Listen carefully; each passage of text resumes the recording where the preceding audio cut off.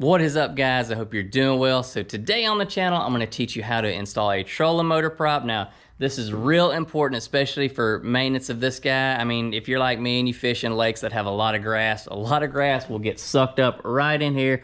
Or if you're unlucky, you're like me, you catch somebody else's fishing line that they threw in the water, and you definitely got to get that out of there. I mean, this is an important maintenance and something you need to do at least once a month. Just check to see if you sucked up anything in there, because it'll make the life of your trolling motor last a lot longer. So let's get into this video and I'm going to show you how to do it.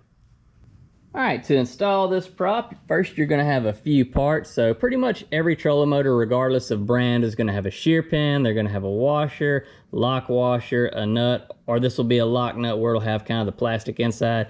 And Garmin, they send an anode because this can be used in salt water as well. So first thing, we want to take off the plastic.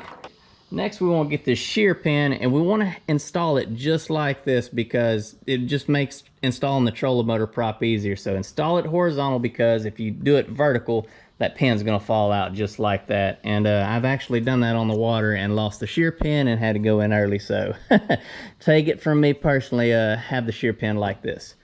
Next, your trolling motor prop is going to have this slot right here. Regardless of brand, it's going to slide over that shear pin. So kind of line it up, and you may have to spin the prop a little bit to get it to go on just right.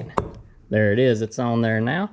Next, you want to take this anode for the Garmin, then your flat washer, then the lock washer, and then the nut. Now, one thing I will recommend is carrying a good set of tools in the boat, a few adjustable wrenches, and definitely a socket set. So this socket is a 9/16 for this nut right here.